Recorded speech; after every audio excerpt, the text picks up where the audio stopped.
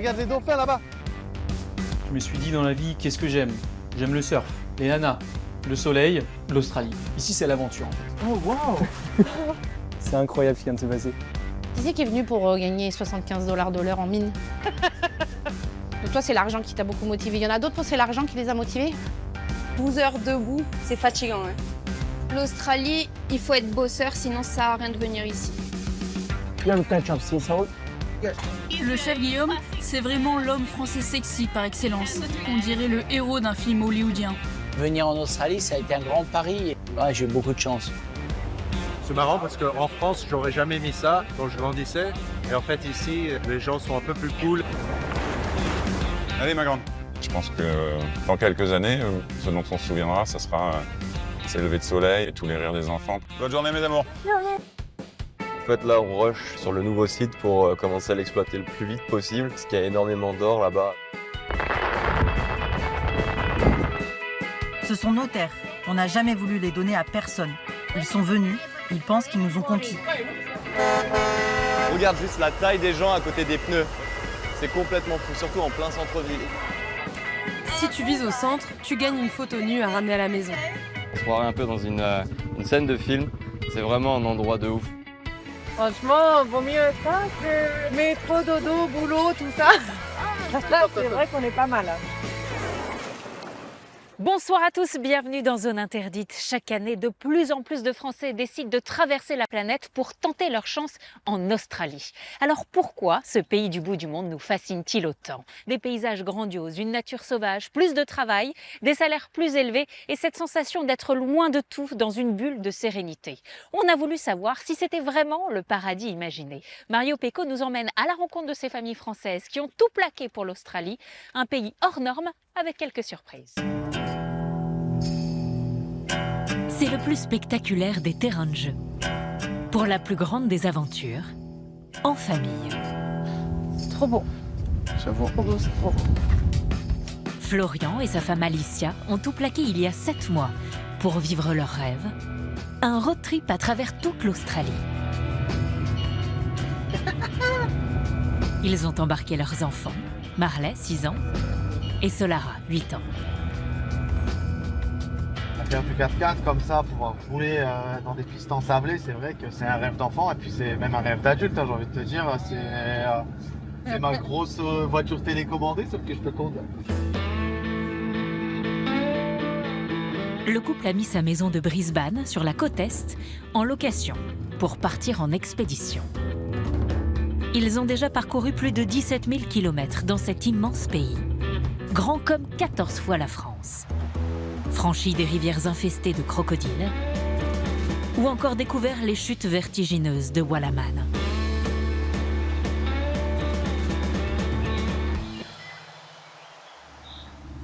Aujourd'hui, ils vont tenter de rejoindre un paradis terrestre, un lieu extrêmement reculé qui se mérite. La chaleur est accablante, plus de 40 degrés, et la première ville se trouve à plus de 5 heures de route. Pour ne pas s'ensabler avec leur petite maison sur roues, il faut impérativement dégonfler les pneus pour regagner en adhérence. On a 6 tonnes, donc donc ouais, il faut éviter de s'embourber, enfin de s'ensabler ici. Si on se retrouve bloqué ici, on peut rester bloqué ici pendant 2 jours. Pour Alicia, la priorité, c'est d'éviter que tout valdingue à l'intérieur de leur maison d'à peine 10 mètres carrés. Donc là, ça va vraiment tout secouer. Et à chaque fois que ça secoue comme ça, tous les couvercles se dévissent et il y a tout qui se renverse dans le frigo. Qu'il faut bien sécuriser pour éviter le chaos. Je crois qu'on est à peu près bon. Allez, c'est parti. Si le papa est très concentré, voire légèrement crispé sur son volant, Ah, ça m'a tiré sur les abdos quand même, hein, je vous dirai la vérité. à l'arrière, personne ne semble s'inquiéter de l'ensablement. Qu'est-ce qui est mieux, c'est aller à l'école ou faire du trampoline dans la voiture?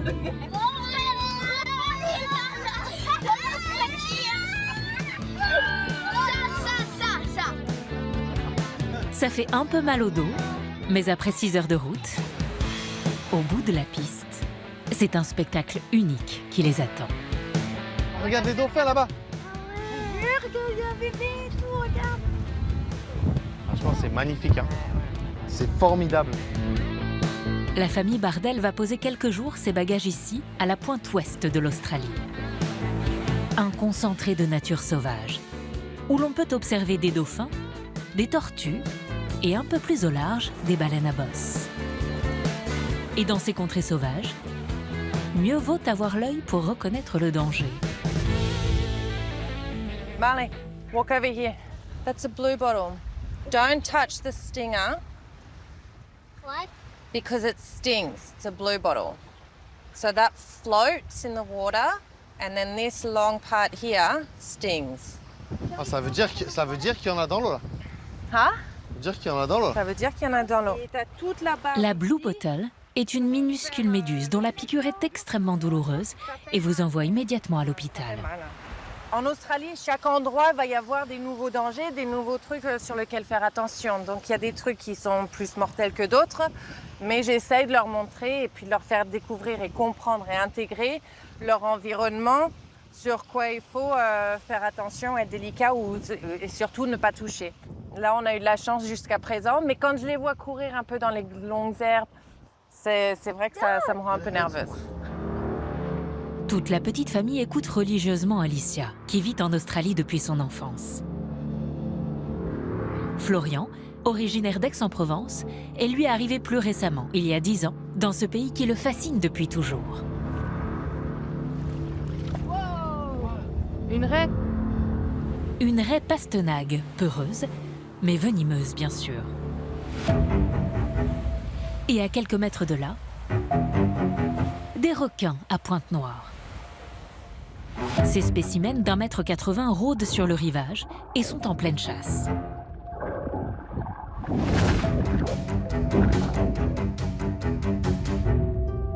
Ça commence à faire beaucoup pour Florian. Allez, viens, on sort. On va là-bas. Regarde, pour là, et il y en a encore quelques-uns là-bas, un peu plus loin. Je sais, mais vas-y, c'est bon, on n'est pas des... Viens, on sort de l'eau là. Alicia, elle, ça l'intéresse. Moi, je peux regarder de là. Même si ces requins sont totalement inoffensifs pour l'homme, la petite tribu préfère attendre qu'ils s'éloignent. Je pense que c'est un signe. Allez, venez aussi. Avant de profiter à leur tour de cette eau turquoise à 23 degrés.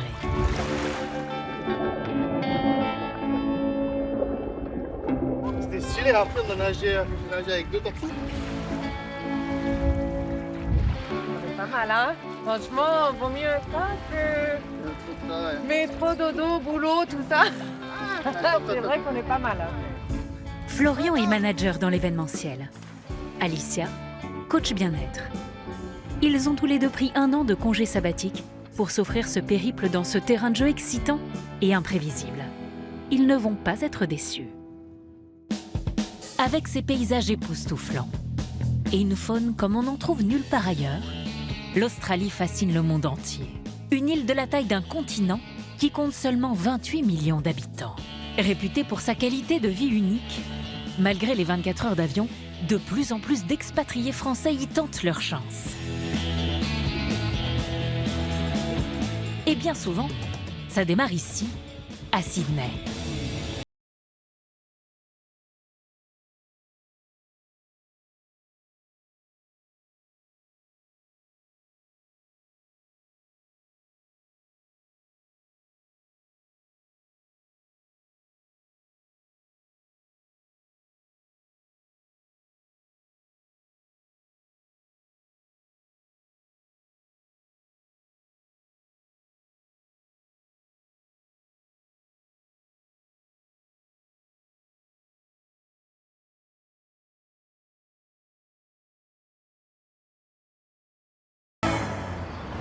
Alors ils sont nombreux, comme William, 25 ans, à vivre ici leur meilleure vie.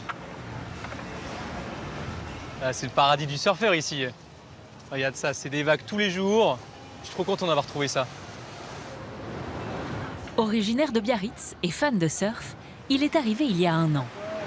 à peine le temps de poser ses bagages, qu'il avait déjà trouvé le job de ses rêves. J'ai revu direct le manager, vu que passion surf, tout ça, on a direct accroché. Et 2 jours après, j'avais commencé. J'avais juste qu'à passer les diplômes de sauveteur en Australie et c'est parti. Donc non, c'est régalade. Cet immense lagon artificiel, en plein cœur du parc olympique de Sydney, reproduit à longueur de journée la vague parfaite. Pas besoin d'attendre des heures. Les meilleurs surfeurs du pays viennent s'entraîner ici. Et c'est William, leur maître nageur. Thanks, mate. C'est pas grand chose à faire. En effet, des surfeurs pros qui se noient dans une piscine, ça n'arrive pas tous les jours. Ouais, je trempe un peu les pieds. En 1 an, William n'a dû intervenir que 2 fois. Ouais, je regarde les gens surfer. Des fois, il y a du monde dans la piscine. Là, c'est quite good. C'est quiet. Calme, mais bien payé, 25 € de l'heure. De quoi papoter l'esprit serein. Can I try it? Bien sûr. How do you look like? Do you am a real Aussie man? Carrément. I'm a backpacker, so I'm moving around Australia. I'm going to the White Sandy Islands. Ouais, t'es pas le seul à faire ça ici.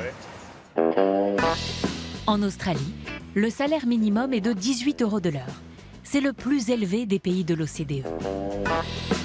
William ne travaille que 4 jours par semaine, pour 3 600 € net par mois. De quoi s'offrir un logement dans le quartier de Bondi.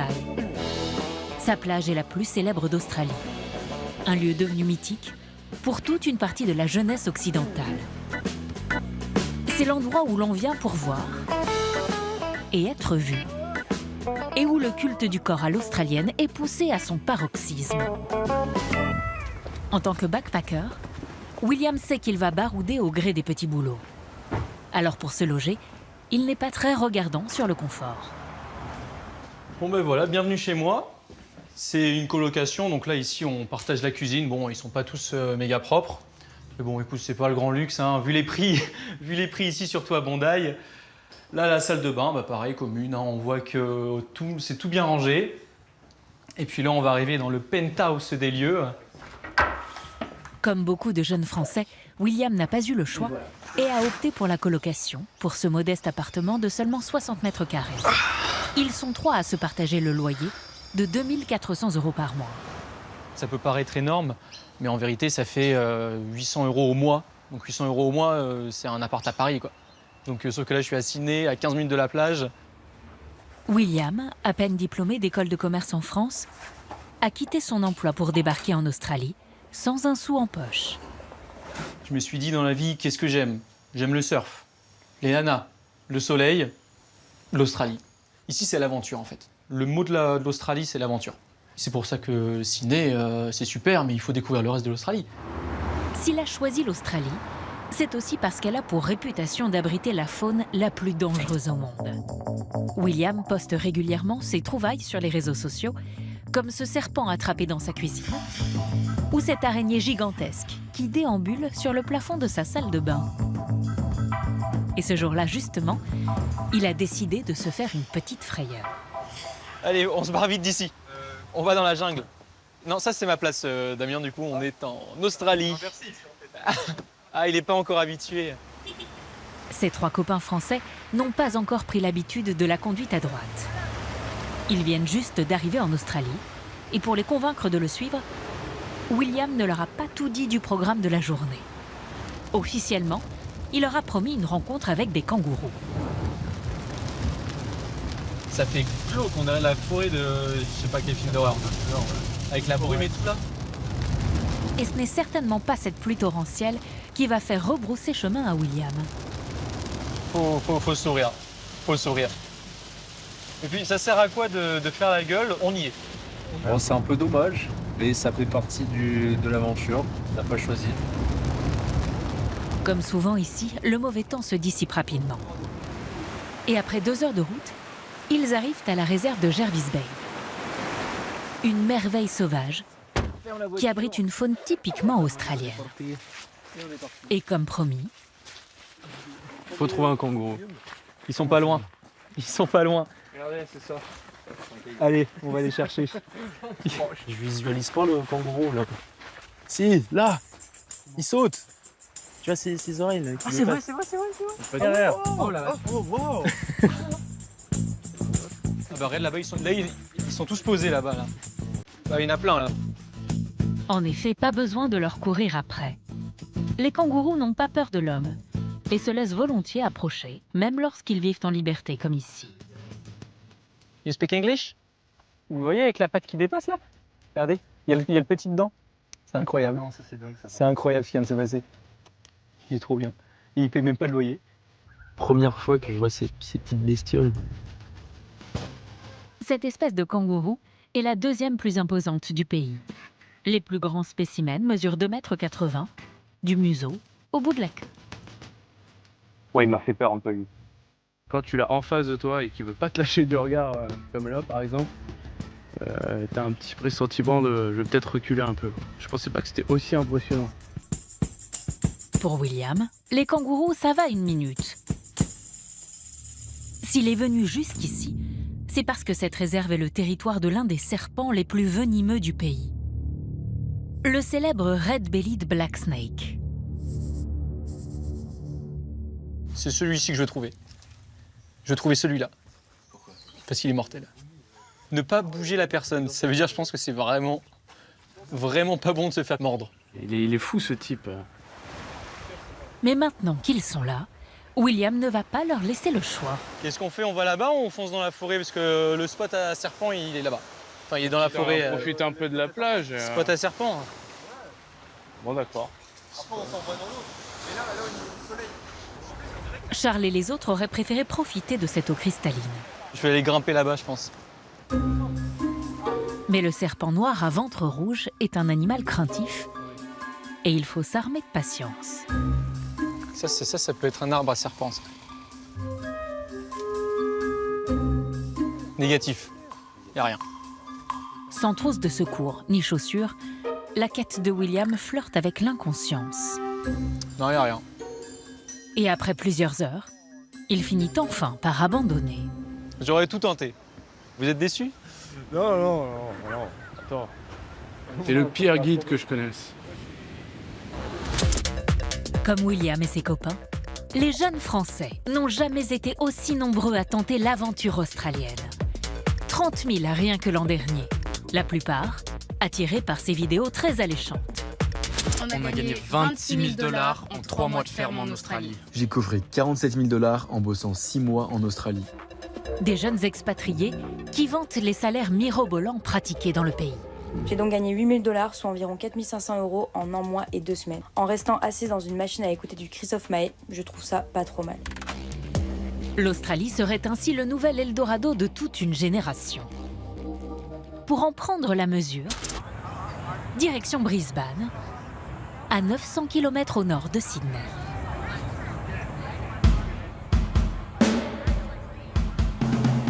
C'est la nouvelle ville tendance de la côte Est, ultra dynamique.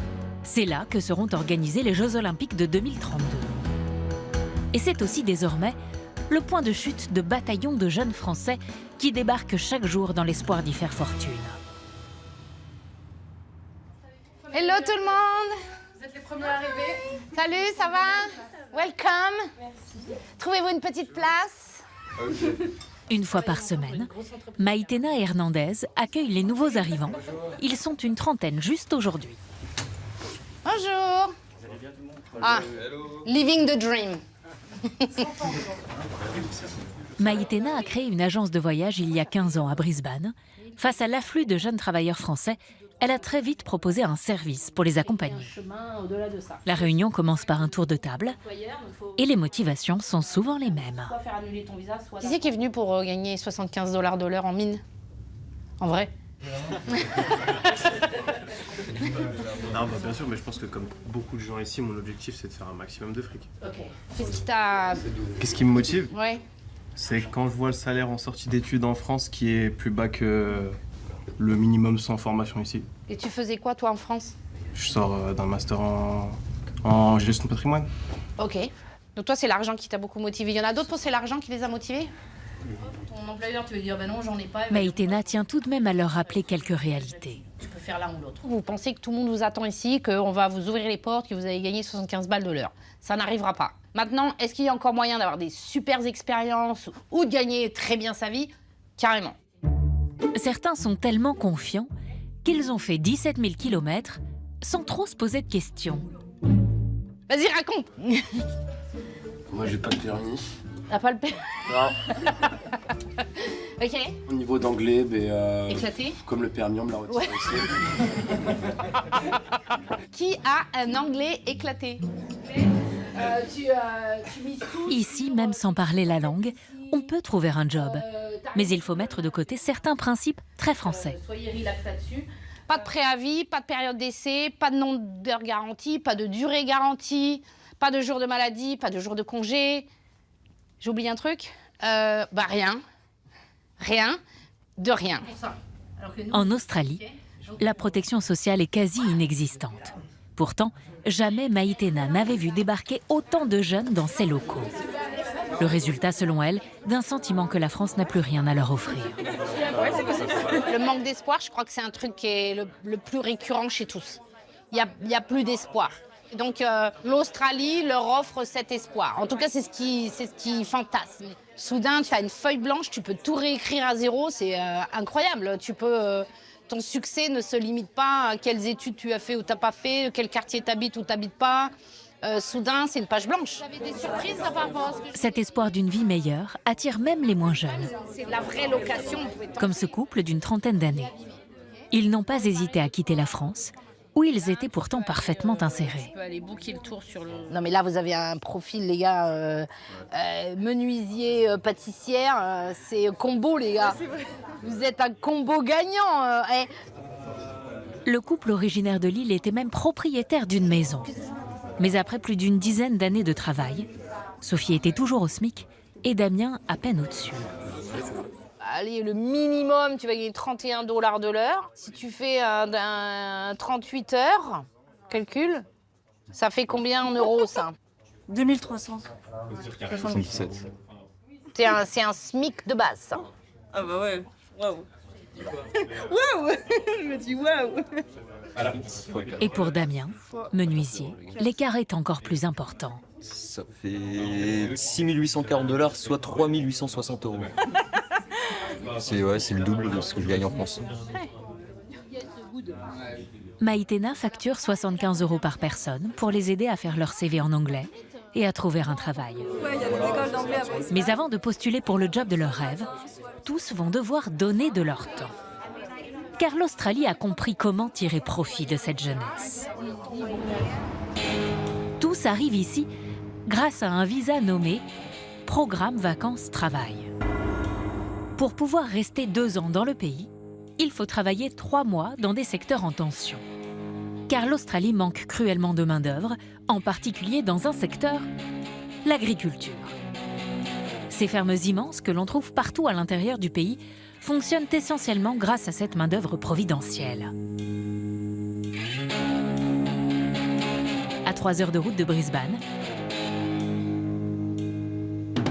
dans cette exploitation où l'on cultive des fleurs exotiques, les ouvriers ont des profils étonnants. T'as tes lunettes? Tiffany et Baptiste sont en couple et ce matin, ils doivent débroussailler entre amoureux plus de 3 hectares de champs. Là, il est quelle heure? Il est 6 h. Et normalement, à 7 h, il commence déjà à faire genre super chaud. Allez, go!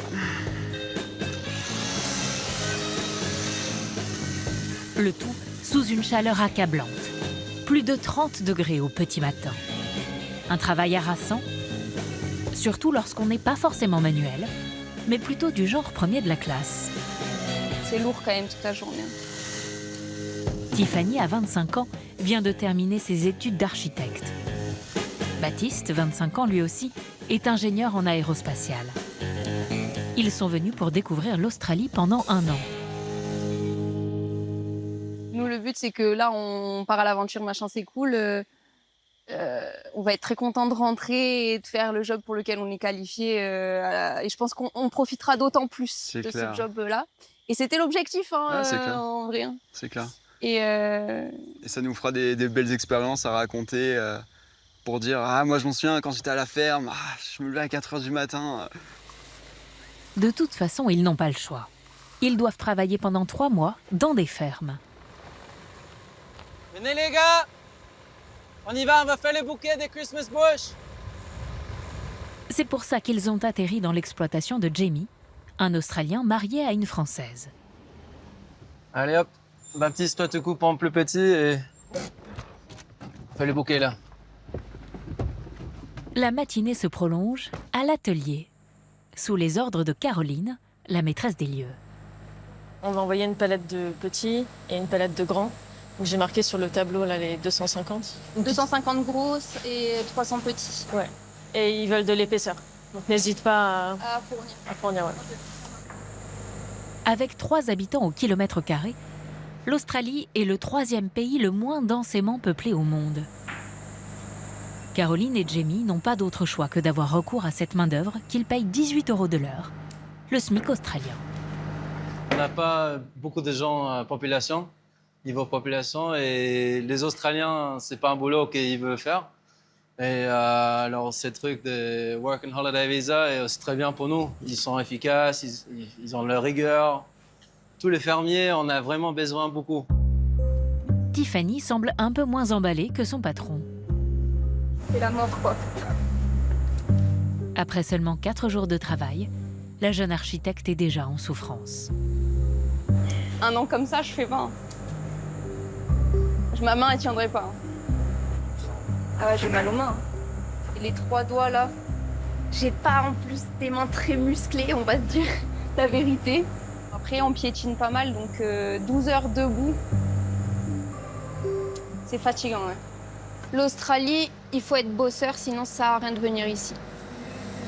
À la mi-journée,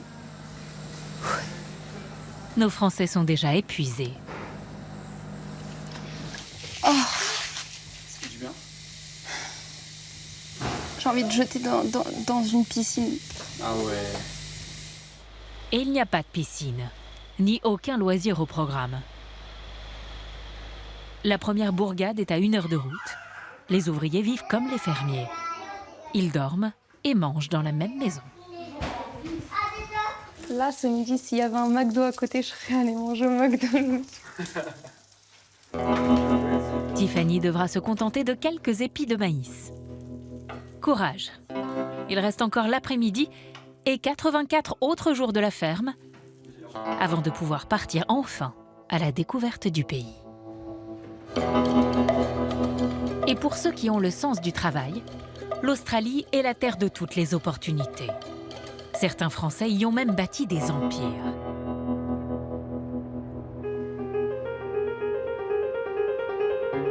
Comme à Melbourne. La 2e plus grande ville australienne est réputée pour sa douceur de vivre. C'est la capitale gastronomique du pays. Et un Frenchie totalement inconnu chez nous y est devenu l'une des plus grandes stars locales. When you're ready, guys. You have a touch of sea salt? Yes. Oui, chef. Can you take 3 assiettes de fruits de mer, une escalope. Table 26, s'il vous plaît. Bah, on s'aide, hein. C'est vrai. Travail d'équipe, hein.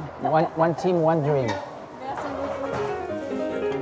Guillaume Brahimi a 58 ans. Et on se presse chez lui pour déguster les grands classiques de la cuisine française. Poulet rôti, purée de pommes de terre, avec un vrai... Thank you. Avec un bon jus de poulet. Et là, la braise de jus de bœuf. Façon bœuf bourguignon avec un bon vin rouge. Enfin, ça, on ne l'a pas inventé, hein. C'est la vraie cuisine. Et si ce n'est pas la vraie cuisine pour certains, c'est la cuisine qui me plaît. On ferme les yeux et on sent, on pourrait être à Paris. Si les clients sont prêts à débourser 28 € pour ce Saint-Pierre à la Meunière, ou 37 € pour un steak frites, ce n'est pas seulement pour la qualité de sa cuisine. Le chef Guillaume, c'est vraiment l'homme français sexy par excellence. Il a cette étincelle dans le regard, il est très agréable à regarder. On dirait le héros d'un film hollywoodien. Il est vraiment célèbre. J'ai même son livre de recettes. Il est vraiment formidable. Guillaume a réussi à faire de sa French Touch une marque en Australie, au point de devenir la coqueluche des plateaux télé. Ces émissions sont suivies par des millions de téléspectateurs. Guillaume, welcome. Bonjour, Oh, bonjour, bonjour. Guillaume Brahimi, your voice. Votre voix est tellement sexy. Bien plus qu'un chef, une célébrité qui fait la une des magazines, qui s'affiche auprès des grands de ce monde, comme le président français. Il est aussi l'ambassadeur de la même marque de café que Georges Clooney. The difference with every other coffee brand is the rigor, the consistency and also the quality. Guillaume force un peu sur l'accent français, car en réalité, il vit ici depuis 35 ans. Aujourd'hui, il habite dans le quartier le plus exclusif de Sydney, Cam Cove, une enclave pour ultra-riches avec sa plage privée et ses villas en fond de mer à plus de 10 millions d'euros. Quelle belle journée! Cam Cove, c'est hors norme parce que la plage est à 100 mètres, il n'y aura jamais d'immeuble, tout est protégé, c'est unique. Les maisons ne sont jamais à vendre et quand il y a une maison à vendre, c'est un événement. Ouais, c'est un événement. Voilà pourquoi il n'a pas hésité à débourser plus de 3 millions d'euros pour s'offrir cet ancien cabanon de pêcheur au luxe discret. Allez, venez dans mon petit paradis. Morning! Après sa petite nage quotidienne en mer, son rituel avant une grosse journée de travail, un bain glacé à 5 degrés. Les premières 30 secondes, c'est horrible. La première minute, c'est pas terrible. La deuxième, c'est long. Mais après, pour arriver à 3, on est bien là. J'ai la tête bien claire après ça. Et c'est bien, quel grand plaisir de commencer la journée comme ça. Pour moi, c'est du luxe. Guillaume est à la tête de 2 restaurants, ainsi qu'une boulangerie, où il emploie en tout 110 salariés. Fait du bien. Grâce à son aura médiatique. Et voilà, et maintenant on peut commencer à faut aller travailler. Il mise surtout sur les soirées privées. Et aujourd'hui, il doit d'ailleurs préparer un événement exceptionnel. Un des plus grands patrons du pays lui a confié l'organisation d'un dîner pour 300 personnes. Budget, plus de 100 000 € pour une soirée. Et Guillaume compte bien leur en mettre plein la vue. La grande tour, ça vient de s'ouvrir. C'est un hôtel 5 étoiles. Le chef veut privatiser une partie du Crown, le plus haut gratte-ciel de Sydney. En plein cœur du quartier des affaires, la tour culmine à 270 mètres de haut. Hello, hello, hello, hello. Comment allez-vous? I'm very well. So the idea is, I've got a function for 300 people, and you showing me around, and I want to put some food station like oysters, sashimi. Okay. Super, suivez-moi. Claudia est l'une des responsables de l'établissement et elle est convaincue de lui avoir trouvé le spot parfait pour la réception. Cette terrasse, où trône la plus grande piscine de l'hôtel. It might be too tight for 300 people, huh?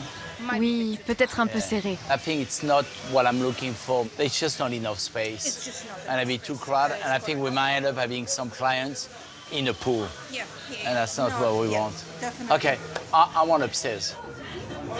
En fait, Guillaume a une petite idée derrière la tête. Il veut aller beaucoup plus haut, au 83e étage, où se situe cet immense rooftop qui offre la vue la plus spectaculaire de la ville. Alors là, il n'y a rien de mieux. C'est la plus belle vue qui soit. Yeah, wow. Make me feel like can I get a cocktail or something to eat? Like this is pretty amazing. And you think 300 people is not too small? No, it's perfect? Oui, c'est vraiment parfait. Yeah. Great. Et sur cette terrasse, le chef se projette déjà. Can you imagine if we have like a beautiful tuna sashimi carving and a chef making sushi out of it? Imagine you have your oysters, you have your sushi, you sit here, look at the view, you got a cold glass of champagne. That's, huh? I think my client's going to be blown away. Guillaume a la carte postale, mais il sait que sa réputation va aussi se jouer dans l'assiette. Nous parlons du top de réception de Sydney. Et ça va être des tickets aux alentours de 400 € par personne. Donc, il ne faut vraiment pas se tromper. La qualité est très, très importante.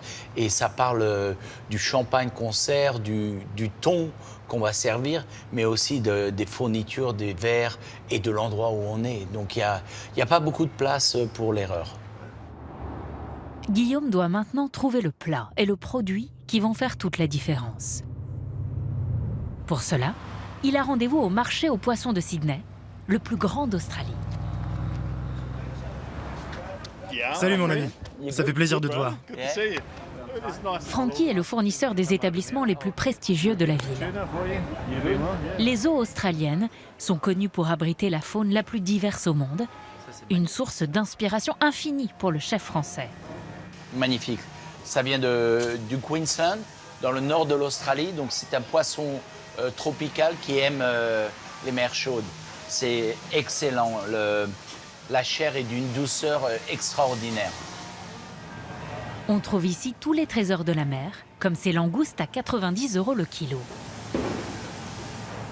Local, hein, ça c'est moins de 20 km de la city de Sydney. Mais pour sa réception, Frankie lui a réservé une pièce d'exception. On a pêché ce thon rouge du Pacifique il y a 3 jours. How much is that weight? Un poisson de cette taille, je dirais 55, 60 kilos. As you know, Frankie, I don't want it to be too fatty. And the color is very important for the dish I'm doing. Hein?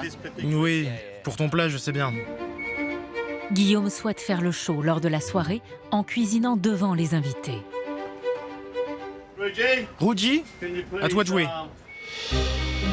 Son fournisseur emploie même un maître sushi formé au Japon. Frankie a une trentaine de poissonniers qui travaillent avec lui et il n'en a que 3 qui font que le thon.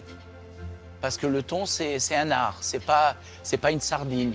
Bien qu'une sardine, c'est un art aussi. Hein? Guillaume, ça m'ouvre l'appétit. Yeah, me too. In retail, how much is a kilo of this tuna? En sashimi déjà coupé en tranches, c'est autour de 120 $ le kilo. Soit plus de 80 € le kilo. Et pour s'assurer de la qualité du poisson, la tradition, c'est de goûter la chair juste au-dessus de la queue. Voyons ce que ça donne. Oui, c'est exactement ce que tu recherches. D'ici une demi-heure, la chair va être encore un peu plus rouge. Et regarde la texture, c'est juste magnifique. Amazing. Et bien sûr, il faut goûter. Top, hein? That's perfect. Là, c'est le wagyu de la mer. Wagyu de la mer. C'est parfait. I reckon I need about 20 kilos of the top loin, you know? That, ok pour cette partie-là. Guillaume se réserve la meilleure partie du poisson. 20 kilos, qu'il va payer l'équivalent de 1 600 €. Avec ce thon, Guillaume va réaliser un tartare. Cela pourrait paraître classique pour les Français, mais en Australie, c'est de la grande cuisine. Et c'est ce qui fait sa réputation. Oh, thank you. Tu es vraiment génial, tu m'inspires. Depuis tes débuts dans ton premier restaurant. C'est celui qu'on a tous respecté et admiré en tant que jeune chef à l'époque. C'est un visionnaire. Il a su reprendre les meilleurs produits australiens en y ajoutant une saveur immédiatement reconnaissable. C'était remarquable et ça l'est toujours. Ce sont des plats indémodables.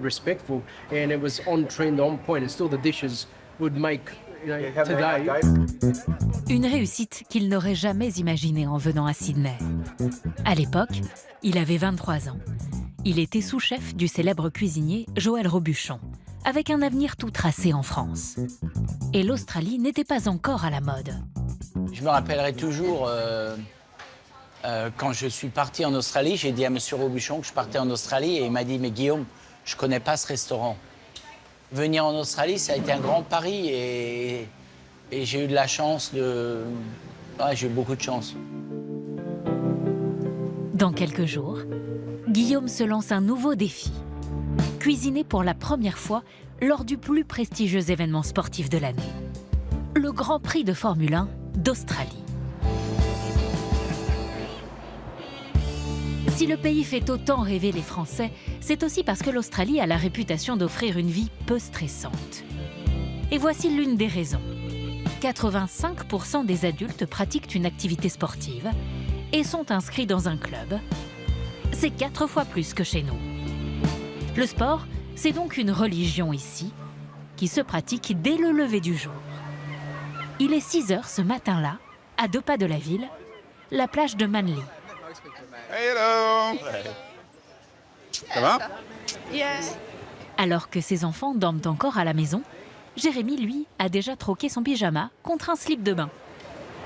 Comme 2 fois par semaine, ce Français de 45 ans retrouve des compatriotes du club local de natation. C'est Budgie Smuggler, c'est une marque australienne. Sans trop se prendre en sérieux, en fait, c'est ça les Australiens. Oui, il y a une aspect de mode, mais c'est généralement toujours un peu aussi avec un peu de dérision. C'est marrant parce qu'en France, j'aurais jamais mis ça quand je grandissais. Et en fait, ici, les gens sont un peu plus cool et ça se démocratise un peu. Et en fait, ouais, tu peux mettre un moule bit et en fait, on est 300 en moule bit, donc en fait, ça passe, quoi. Ok, l'équipe de 6h30, tous à l'eau. Toute l'année, la température de l'eau oscille entre 18 et 24 degrés. Ah, elle est parfaite là, elle est à 19,4. Ouais, là, pour nager, c'est parfait. C'est un bon shoot de vitamines pour toute la journée.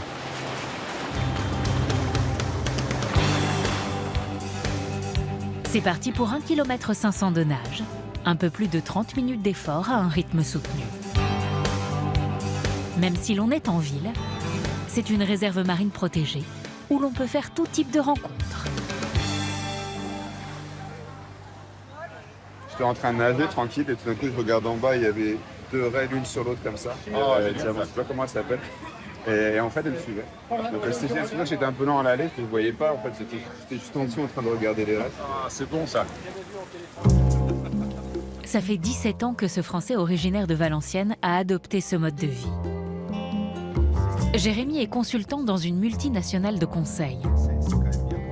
Il travaille dans l'un de ces gratte-ciel de la City de Sydney. Mais avant de se rendre au bureau, il doit d'abord repasser par chez lui, dans ce quartier résidentiel cossu où il vit avec sa femme et ses 3 enfants. Coucou les enfants, ça va?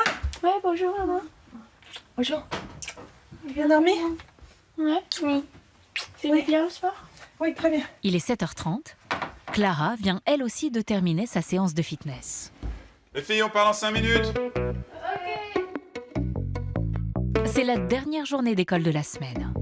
Victoria, 15 ans, Lucille, 12 ans, et le petit dernier, Bastien, 9 ans, sont tous les 3 nés en Australie. Et il y a une petite spécificité locale dont ils ne sont pas fans, l'uniforme imposé à tous les écoliers. Je l'aime pas trop, mais je dois le porter. Pourquoi tu l'aimes pas? Je l'aime pas parce que c'est pas très confortable. C'est pas le truc le plus joli. J'aimerais plus si c'était comme en France et tu mettais ce que tu voulais. Mais c'est comme ça. La France, Jérémy et Clara l'ont quitté à 27 ans. Il a décroché un super job d'expatrié à Sydney et elle a dû trouver un travail. Clara est dans les ressources humaines. Le couple est tombé amoureux de ce mode de vie privilégié à 15 minutes de l'océan. au point d'y fonder leur famille. Et aujourd'hui, ils ont tous la double nationalité. Jambon, fromage épinard. Mets de l'eau dans ta gourde aussi. Hein. Il n'y a pas de cantine à l'école, donc tous les parents préparent tous les jours les lunchbox pour leurs enfants. Et voilà, quand il y en a trop, ça prend du temps. Tous les parents français qui vivent ici dans le coin détestent préparer les lunchbox. C'est la hantise. Les repas doivent être copieux et équilibrés, car les enfants pratiquent une activité sportive quotidienne à l'école. Les deux petits ont foot cet après-midi, donc on va en voir ça. Là, ils ont des bâtonnets de légumes, un fruit, des fruits secs. Ensuite, je vais leur faire un sandwich. Vicky, allez ma grande, c'est l'heure. Et chez les Dupuis, comme dans de nombreuses familles de Sydney, le petit-déj se prend généralement sur le chemin de l'école. Maman, elle a mis des herbes italiennes ce matin. Ah, bah, très bien. Le matin, c'est toujours un peu speed. Les enfants commencent tôt, donc ça laisse pas beaucoup de temps entre le moment où on rentre du sport et le moment où il faut partir. Pour autant, ils ne quitteraient cette vie pour rien au monde. Mais je pense que plus tard, dans quelques années, ce dont on se souviendra, ça sera ces levées de soleil, ces moments partagés et tous les rires des enfants, plutôt que le fait que, oui, bon, c'était pas facile. C'est tous ces bons moments-là qu'on retiendra. 12 000 Français vivent aujourd'hui à Sydney, un chiffre en constante augmentation. Séduites par la qualité de vie, de plus en plus de familles traversent le globe pour s'installer ici. Bonne journée, mes amours. À tel point que l'école publique où sont scolarisés leurs 3 enfants propose même un programme francophone. Bonjour Sabrina, ça va? Bonjour Gillian. Bonjour. Ouais. Ici, un écolier sur 2 suit des cours de français, soit 240 élèves au total. Et cela fait la grande fierté de Gillian, la directrice de l'établissement. On a des appels de parents du monde entier, de toute la francophonie, qui veulent inscrire leurs enfants chez nous. À tel point que cette école est maintenant la plus grande communauté francophone d'Australie. C'est vraiment un rêve qui se réalise. Mon rêve. Les enfants Dupuis gardent un lien avec la langue natale de leurs parents, mais pour le reste, c'est typiquement australien. Et cela commence dans la cour de récréation avec ce chapeau obligatoire. Dans ce pays où la surexposition au soleil est responsable de nombreux cancers, on ne plaisante pas avec la santé des enfants.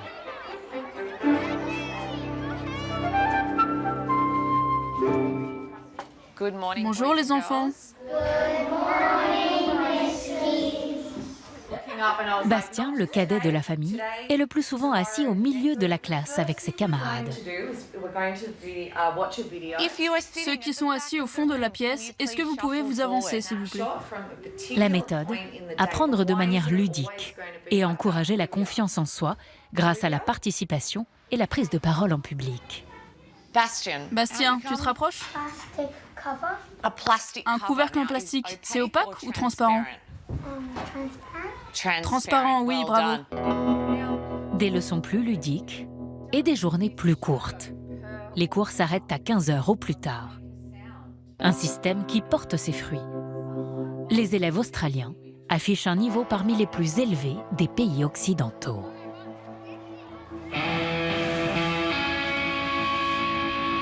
À 5000 km de là, la famille Bardel a choisi un autre cadre pour l'école des enfants, sa caravane. Va faire ton lit, attends que Marley finisse de manger et après on fera l'école. Ce jour-là, ils font escale sur la pointe ouest de l'Australie, à Ningaloo. Tu ranges ça, tu prends ton prochain livre et tu prends celui de ton tracé de. Today is Thursday, capital T. Marley et Solara, tous les deux nés en Australie, sont parfaitement bilingues. Alors tous les matins, c'est en anglais qu'Alicia, la maman, leur fait la classe. I don't get it. Prefix this. Comment t'en fais? Dans certains États, les enfants peuvent prendre une année sabbatique à condition de suivre le programme scolaire à la maison. Which one is the noun here? Mais à bord de 10 mètres carrés, l'ambiance studieuse de la classe est vite perturbée par l'élève le plus dissipé, le papa, Florian, qui a toujours la bougeotte. Pas facile de se concentrer dans ces conditions. You're done. I got supersonic. Le manager dans l'événementiel et la coach bien-être ont économisé pendant plusieurs années plus de 50 000 € pour s'offrir ce voyage d'1 an en famille. Et on voulait attendre que les enfants soient un peu plus grands pour aussi que eux ils aient un souvenir. Et là c'est le moment parfait parce que pour l'instant ils ont toujours envie d'être avec nous et c'est magique. Et aujourd'hui, Florian va peut-être graver un beau souvenir dans la mémoire de Solara. Nous ramener du dîner, hein? Ouais bien sûr, t'inquiète, on va essayer, on va faire notre mieux. Je vais essayer. Le père de famille se découvre une âme de pêcheur. Il a même investi dans la panoplie complète. Ah. Jusqu'au bateau gonflable. Putain, ça marche pas bien ce truc là. Attends, Solara, je galère là, tu vois pas, Là, il va... Arrête. Putain, mais c'est de la merde cette pompe là. C'est l'une des premières fois qu'il s'apprête à mettre son embarcation à l'eau. Ouais, c'est pas bon là. C'est pas bon du tout là. Le natif d'Aix-en-Provence n'a pas forcément le pied marin. Mais pas question de perdre la face devant son aîné, Solara, 8 ans. Allez. Allez, Solara, 1, 2, 3, let's go. C'est pas assez pour nous couler. C'est parti. Dans cette réserve naturelle, située au cœur de ce que l'on appelle la petite barrière de corail, les eaux sont particulièrement poissonneuses. Ici, c'est un sanctuaire, donc les poissons se reproduisent. Pêcher dans ce cadre idyllique devrait être un jeu d'enfant. Oh, oh, oh, oh, oh, oh. On a pris l'eau là. Je crois bien, on est trop lourd. Je crois qu'on est peut-être un peu lourd là. Il semblerait que les boudins du bateau n'aient pas été assez gonflés. On va rentrer là. Je voulais pêcher. Bah ouais, moi aussi je voulais pêcher. Mais bon, j'ai pas envie que ça soit risqué. Après seulement quelques minutes en mer, le capitaine a pris sa décision. Solara, appelle maman et dis-lui on a abandonné la mission pêche. Mommy, can you come pick us up because we abandoned the fishing trip because... We abort the mission.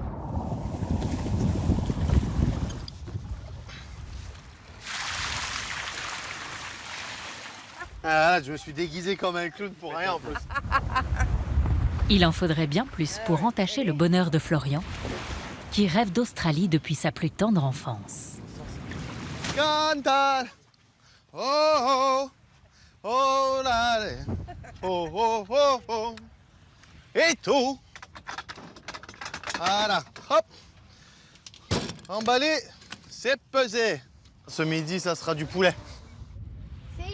C'est l'esprit road trip, s'adapter, improviser. Mais il y a un facteur sur lequel l'Australie ne permet pas d'erreur, la recharge en eau. Dans ce pays, où l'on est souvent loin de tout, le couple garde un œil sur la jauge d'eau potable. On a vide là. Là, il faut vraiment faire de l'eau là. Okay. Ça, c'est notre eau fraîche. Et comme tu peux le voir, il est vide. Et là, il est pratiquement vide. Donc, il faut absolument qu'on récupère de l'eau aujourd'hui. À mon avis, on peut remplir un évier et on est dans le rouge. La gestion de l'eau, c'est le principal sujet de préoccupation d'Alicia et Florian. Ils sont actuellement dans l'une des zones les plus isolées et les plus sèches du pays. Ok, donc l'eau la plus proche, elle est à Exmers. C'est à 1 heure de route. C'est à 79 km. J'espère qu'on va pas avoir soif en attendant. Faut arrêter de manger des bonbons parce que ça va nous assoiffer. Alors, sans perdre une minute, c'est parti. Les Bardel reprennent la route, au cœur de l'immensité désertique. Ici, ils peuvent passer plusieurs heures sans jamais croiser le moindre véhicule. Et parfois, au milieu de nulle part, il y a de bonnes surprises. D'ailleurs, on va remettre de l'essence. Hein. Comme cette station-service que Florian n'avait pas repérée sur son GPS. Et là, l'essence à 2,20 $, c'est pas mal. Au milieu de nulle part. Il est loin d'être à sec, mais pas question de laisser passer une occasion aussi rare. Ouais, là, on est un peu au milieu de rien. Ouais. Là, c'est juste une roadhouse et c'est juste c'est l'équivalent d'une aire d'autoroute française. Mais là, il y en a une tous les 400 km. Donc en général, on a une règle, nous, c'est quand tu vois de l'essence, tu remets le plein, même si tu as encore de l'essence, parce que tu sais jamais la prochaine quand est-ce qu'elle va être. L'essence, c'est le premier poste de dépense du couple. Jusqu'à 900 € par semaine. Cette fois, la note s'élève à 128 $, soit près de 80 €. La réserve de carburant est pleine, mais toujours pas d'eau. Il faut continuer. Et à partir d'ici, ils vont devoir partager la route avec la plus grande angoisse d'Alicia. Les retraînes, ça fait des camions, souvent on les voit remplis. Je crois que j'en ai rarement vu vide et c'est impressionnant. C'est des énormes engins, ça rend un peu nerveux. Les road trains, littéralement trains de route, sont partout en Australie. Ils peuvent atteindre 70 mètres de longueur, quand nos camions français ne dépassent pas les 19 mètres. Ils transportent bétail, minerais et tout type de produits de consommation. Ils sont le pilier logistique de l'Outback, le cœur du pays. Mais ces monstres sont à l'origine de 15% des accidents de la route mortelle sur les routes australiennes. La hantise d'Alicia, c'est ça. Un camion qui devient incontrôlable, des remorques qui se couchent et ratissent tout sur leur passage. Moi, j'ai toujours peur. J'ai toujours peur en général parce que je sens le mouvement de la voiture. Je vois le camion parfois qui bouge. Donc moi, je suis très nerveuse là-dessus. Parfois, je ferme même les yeux. Et ce n'est pas le seul risque pour les Bardel. Avec leur caravane, ils pèsent 6 tonnes. Pas facile de doubler. Alors Florian, comme la plupart des locaux, a investi dans une CB afin de communiquer avec les chauffeurs. Road train, do you copy? Oui, mon ami. And can you tell me when it's safe to go around, please? Ok, j'ai quelqu'un qui arrive en face. Je vais ralentir un peu, me décaler. Et vous allez pouvoir y aller. Sweet as. Coup de chance, ce chauffeur est coopératif. Ce n'est pas toujours le cas. À toi de jouer. Florian déboîte immédiatement. Toute la famille retient son souffle.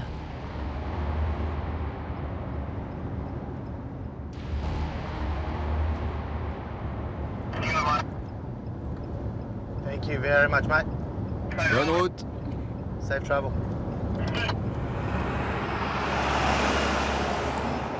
Après plusieurs heures de route, voici Exmouth, une bourgade de 2000 habitants où ils vont enfin pouvoir remplir leur réservoir d'eau.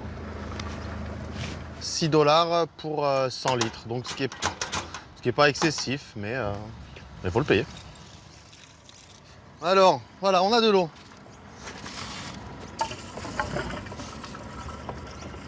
Prendre une bonne douche, d'un quart d'heure, des petits produits qui sentent bon. On va se mettre bien, on va se mettre bien.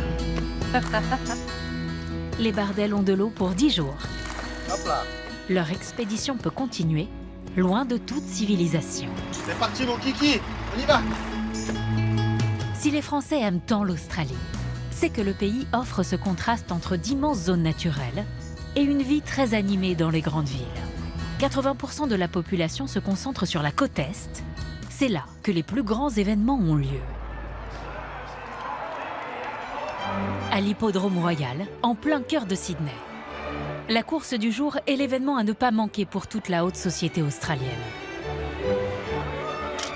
Un monde très fermé, dans lequel Guillaume, le cuisinier star, s'est fait une place à part entière. Est-ce que je peux prendre une petite photo de vous? On va aller là-bas, ce sera rapide. Mais pour être honnête, ce n'est pas vraiment sa tasse de thé. Qu'est-ce qu'il y a? Dis-moi. Faut faire ce qu'il faut faire. Hein. Non, mais c'est bien, c'est fait ça, donc on est tranquille après. Il est surtout là, car c'est la famille de sa femme, Tammy, qui organise l'événement. L'une des familles les plus célèbres et les plus riches du pays. Alors chacune des sorties du couple est scrutée. Si aujourd'hui il est assis à table, dans quelques jours, Guillaume sera le chef d'orchestre. Il vient de signer le contrat le plus important de sa carrière pour cuisiner lors du Grand Prix de Formule 1 de Melbourne. C'est le rendez-vous sportif le plus médiatique d'Australie, la vitrine du pays à l'international. La prochaine édition est dans quelques semaines. Ce midi, dans son bistrot de Melbourne, Guillaume reçoit les représentants d'une grande marque automobile qui a son écurie en Formule 1. Super, merci. Je vous présente Jenny, notre productrice. The important person. I hope you haven't had lunch. Non. Ils ont choisi le menu sur catalogue, mais pour la gastronomie, c'est quand même mieux de tester. Et ils sont réputés très exigeants. Les tweets avec gougère. Yeah, we love the gougère. Nous allons avoir 400 personnes tous les jours qui payent un ticket très cher et qui vont manger ma cuisine. Donc c'est très très important qu'ils se régalent. Qu'ils se régalent. 400 clients VIP qui ont payé chacun 5 000 € pour les 3 jours que dure le Grand Prix. Who wants to try oysters, a fougasse? Do you want the parmesan one, the plain one or the seed one? Il y a donc 3 jours de repas à déguster en seulement 1 heure. Le risque, c'est l'écœurement, la remise en question du menu de Guillaume. Ils n'ont pas encore fini les entrées. That's pea saladière, hein? So it's white anchovy. I'll let you take one, yeah? Qu'ils commencent déjà à légèrement caler. Don't feel like I'm feeding you, guys. Like a... Et cela ne fait que commencer. Place désormais au plat de résistance. De Châteaubriand, de niçoise salade, de César salade. Il reste encore les poissons et les crustacés. Some tartar of tuna, some beetroot with goat cheese. So the scallops on a bed of peas puree and caviar. Non, merci. No scallops. Je suis en train d'abandonner. J'en ai déjà eu, laissez-moi respirer un peu. Yeah, Même le caviar ne passe plus. It's okay. Guillaume est un peu stressé. Cela fait des semaines qu'il discute de ses recettes avec les clients. Tu veux le glace of champagne ou...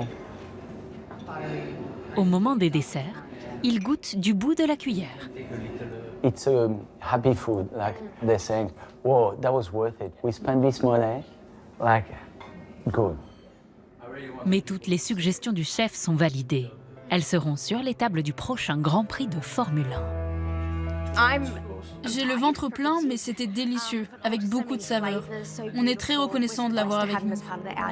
Guillaume est tellement connu, pas seulement ici à Melbourne, mais partout en Australie. Et de savoir que c'est lui qui cuisinera au Grand Prix, ça va nous aider à vendre tous nos billets. Dans ce pays qui l'a fait roi, Guillaume a encore des rêves plein la tête. Son prochain projet, un nouveau restaurant très attendu qu'il compte ouvrir en plein cœur du marché de poissons de Sydney. Dans cette ville, justement, il y a un revers de la médaille du boom économique.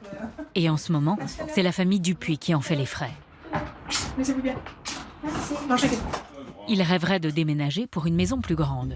Mais acheter un bien en Australie, ce n'est pas comme en France. Cela nécessite une bonne dose de sang-froid. Good morning. Has the auction started already? Oui, allez-y. Oh, is that upstairs? Tout à fait. Okay. All right, thank you. Désormais, 7 fois sur 10, comme pour cette maison mitoyenne, la vente se fait aux enchères, directement sur place. C'est joliment fait. J'aime bien les tons. Un beau salon, 2 salles de bain, 3 chambres, à peine 90 mètres carrés. Ah, et tu vois, c'est pas grand, hein? Oui, la maison mitoyenne comme ça, c'est pas bon. Ouais. Ok. C'est trop petit pour eux et leurs 3 enfants. Mais ils vont tout de même rester pour assister aux enchères. Mise à prix 1 million d'euros, soit 1 900 000 $. Et ça va vite grimper. Je vous souhaite à tous de l'emporter. Numéro 12, bien noté. On est à 1,9 million, peut-être 2 millions. À vous de me dire. J'ai besoin de 100 000 $ encore. Pour l'instant, c'est pour vous à ma gauche, le numéro 12.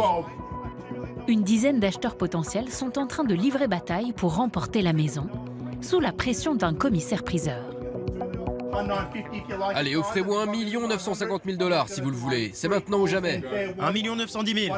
On monte de 25 en 25, monsieur. Ok, pour 1 925 000, ça passe dans vos mains, numéro 61. Allez, 1 950 ou 1 975. 1 950. Très bien, 75 ou 2 millions directement. 75. 75. Pour 2 millions, il faut répliquer maintenant. En 15 secondes, les enchères viennent de grimper de 45 000 €. Pour les 2 derniers couples en lice, cela devient irrespirable. Pour 2 millions. Nous. Ok, passons directement à 2 50 000 alors. Non, vous restez à 2 millions 2 millions une fois. Si j'étais vous, je mettrais un peu plus encore. 2 millions 2 fois. Même pas 10 000 Non. Allez, on est bon. Bon courage à vous, adjugé à 2 millions de $. Soit 1 200 000 €. Voici le couple qui a raflé la mise. Ils ont donc dû rajouter 200 000 € par rapport à la valeur initiale et ils n'ont pas le droit de se rétracter. La dame en gris là-bas a l'air très nerveuse depuis tout à l'heure, ça se voit. Ceux qui vont acheter l'ont visité pendant 10 minutes seulement. C'est très rapide. I totally understand. We actually bought 5 years ago, not long ago, not far away from here. And I felt exactly like you. It's very nerve-wracking and very stressful, but you'll get there in the end. And how much is your property? Et elle a pris combien en valeur votre maison depuis 5 ans? You'd be surprised a Yes, lot. that's like we've been reading online and people are saying that. Ouais, c'est ce que j'ai vu en ligne. Il y a des gens qui disent que leur nouvelle maison avait déjà pris plus de 150 000 $ alors qu'ils n'avaient pas encore posé leurs affaires. C'est fou. Bonjour. L'agent immobilier, qui lui est payé à la commission, a le sourire. Les gens qui font les auctions sont toujours très bons à justement à générer ce stress et cet emballement pour que tu sois tenté de dire bon allez à 5 000 de plus, allez on y va. Mais si tu mets 5 000 de plus, l'autre va mettre 5 000 de plus et c'est comme ça que ça continue. La folie immobilière s'est emparée de Sydney. Jérémy et Clara ne pensaient pas que loger et élever une famille ici leur coûterait si cher. Pourtant, ils ne sont pas à plaindre. Cadres tous les deux, le couple gagne 12 000 € net par mois. Ils ont payé leur petite maison avec piscine 900 000 €. Ils ont 27 ans d'emprunt devant eux et des mensualités colossales. Ouais, donc on a quand même encore tout ton salaire qui passe sur le remboursement du prêt là. Près de 4 000 € de crédit par mois. Mais c'est surtout les enfants qui leur coûtent cher. L'école publique est gratuite, ce qui n'est pas le cas des activités. Cette année, tu pouvais compter 10 000 du trimestre. 1 000 $ par enfant et par mois pour les activités après l'école. Pour 3 enfants, cela représente 1 800 € tous les mois, entre les cours de musique et le sport, bien évidemment. Généralement, c'est toujours des activités payantes par des entreprises privées, donc le coût monte assez vite. Et contrairement à la France, ici, pas d'assurance maladie. Il faut encore payer tous les mois. Encore 500 balles, ok. Bon. Alors, quand on va chez le médecin, on est remboursé à quoi entre 40% et 50% peut-être, quelque chose comme ça. Du trimestre. Résultat, bien qu'ils fassent partie des 10% les plus riches à Sydney, à la fin du mois, les Dupuis ne mettent rien de côté. On a pu acheter une maison et on a 2 voitures, enfin on est bien installé. Mais c'est vrai que là, en termes de boucler le budget tous les mois, c'est tout juste, quoi. S'ils n'arrivent pas à déménager, c'est aussi et surtout parce que leur maison est leur cadre de vie idéal. On a vraiment la chance de ne pas avoir de voisins derrière, on n'a que des voisins sur les côtés. C'est ça qui nous a attiré aussi beaucoup avec cette maison, c'était la proximité d'un peu de verdure. On entend les oiseaux le matin. Là, on les entend, là, les oiseaux. C'est vrai que ça n'a pas de prix, quoi. La solution la plus économique passera donc par quelques mois de chantier. Les Dupuis préfèrent s'agrandir. Une nouvelle chambre va bientôt sortir de terre. La famille compte bien rester en Australie de nombreuses années. S'ils reviennent en France tous les 2 ans pour les vacances, ils ont parfois besoin de saveurs bien de chez nous, qu'ils trouvent une fois par mois sur le marché français de Sydney. Tu vas bien? Ouais, ça fait plaisir, ça va. Lancé en 2020, il est devenu le lieu de rendez-vous de la communauté francophone de la métropole. On est en train de faire l'achat de fruits. Il y a de tout, il y a des saucissons derrière vous, il y a du fromage là. C'est chouette, c'est assez unique. Quand la France nous manque, on vient ici une fois par mois et puis on se fait une grosse razzia de produits français. Ouais. Il y a même un boulanger avec ses baguettes tradition et ses cannelés. Mais aujourd'hui, les enfants craquent pour un chausson aux pommes et un flan pâtissier. Et il y a un autre stand qu'ils adorent, l'épicerie. Bonjour. Tous les gâteaux, chips et autres bonbons sont directement importés de l'Hexagone. Et leur petit plaisir à eux, cette célèbre marque de sirop qu'ils ne trouvent qu'ici. Moi j'aime beaucoup la menthe. Moi aussi. Ouais, on s'en prend un menthe. Les mettre de côté? Ouais. D'accord. Pas de folie, il se limite à une seule bouteille, car elle coûte 4,50 €, 2 fois plus cher que dans le commerce en France. En tout, le couple va dépenser une 50aine d'euros entre 2 galettes complètes, 3 sodas pour les enfants et 2 viennoiseries. Le prix à payer pour que leurs enfants restent attachés à leurs origines. C'est très bon. Et ben, c'est comme un flan, mais avec des myrtilles. Ils vivent pas en France, mais ils connaissent beaucoup de choses de la France grâce à ça aussi. C'est important pour nous aussi de leur communiquer tout ça, tout ce qu'on a connu nous en France. Ah tiens, tu peux croquer dans le mien. Loin de la carte postale de Sydney, d'autres Français se sont lancés à la conquête d'une Australie beaucoup plus sauvage, où le rêve se construit au prix de la sueur et de la poussière. Un endroit où l'on peut gagner beaucoup d'argent. Au beau milieu du désert brûlant, tel un mirage, la petite ville de Kalgoorlie. Une cité d'à peine 30 000 habitants, tout droit sortie d'un western. Avec ses saloons restés dans leur jus. Et ce n'est pas que du folklore. C'est ici que l'Australie a bâti sa légende de l'or. Kalgoorlie est construite à flanc de cet immense cratère, long de 3,5 km, si profond qu'on pourrait y empiler 2 tours Eiffel. Son nom ? Super Pit, la plus grande mine d'or du pays. Depuis plus d'un siècle, le même quotidien rythmé par les explosions.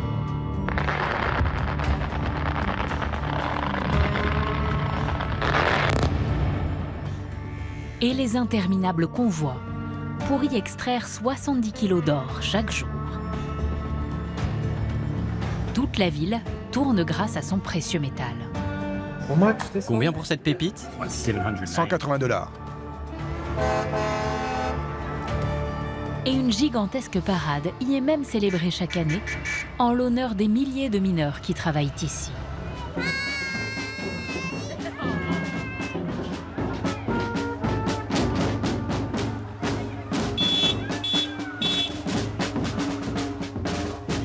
Et forcément, cette fièvre de l'or attire aussi des Français.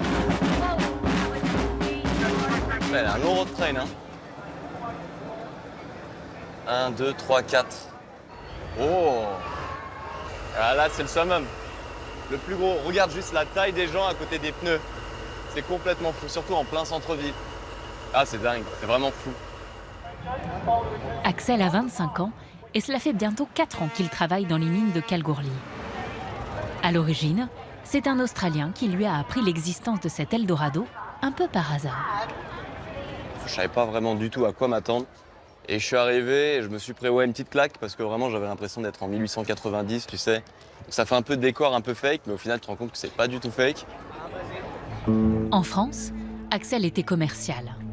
Désormais, au cœur du désert rouge, son quotidien ne ressemble à aucun autre. Nous le retrouvons le lendemain matin chez lui, dans cette maison qu'il partage avec 4 colocataires. Il est à peine 6 heures. Axel est déjà debout. Faut se réveiller le matin. Oh. Ça pique. Il est tôt, et dehors, il fait déjà très chaud, plus de 30 degrés. Et ce n'est rien avec ce qui attend Axel pendant ses 12 prochaines heures de travail. Alors il est prévoyant. Normalement, on a de l'eau sur le site, mais j'en ai aucune idée si là, ils nous en ont rajouté. Juste pour éviter d'être déçu et de passer une journée chiante. Bien chaude, à faire 50 bornes pour avoir de l'eau. Axel et l'un de ses collègues se dirigent vers une toute nouvelle mine. Un site sur lequel vient d'être détecté de l'or en grande quantité.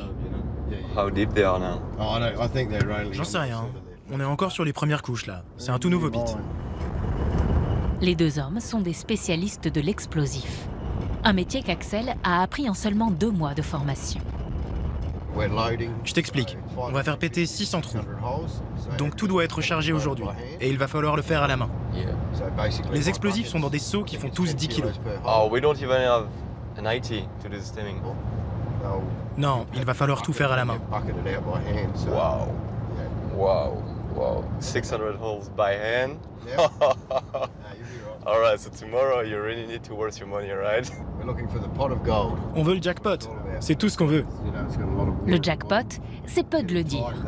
Axel gagne environ 10 000 € net par mois en tant que foreur artificier.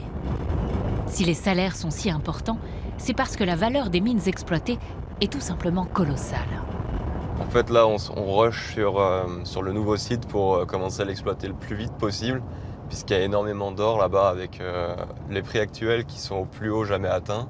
Ce pit-là, en termes de prévision, il est censé rapporter 865 millions de dollars de bénéfices, quoi. On n'est même pas en termes de revenus, on est vraiment pur bénéfice. En raison de sa valeur et de la convoitise qu'elle génère, l'accès aux mines est extrêmement restreint. I'll be entering McPherson Access Road. Il nous est formellement interdit de rentrer sur le site. Alors Axel a accepté de filmer sa journée de travail. Le jeune Français place des détonateurs, un à un, dans 600 trous d'une dizaine de mètres de profondeur, tous reliés les uns aux autres. Ça fait vraiment beaucoup de câblage tout partout. Les accidents restent rares, car les règles de sécurité sont drastiques. Et c'est parti. Là, du coup, je peux armer le truc. Axel et son collègue doivent respecter 1 km de distance minimum avant la mise à feu. Ready? Yeah. Fais tout péter!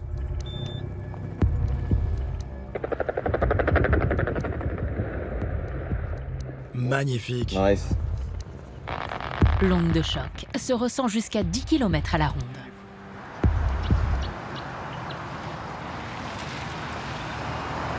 Axel travaille 84 heures par semaine dans ces conditions, ce qui lui laisse très peu de temps libre. Alors dès qu'il le peut, il profite du seul petit plaisir qu'il s'est offert grâce à son salaire.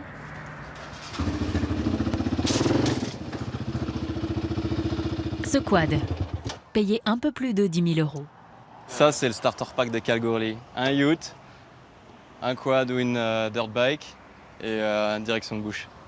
Pack de bière avant. Allez, vamos.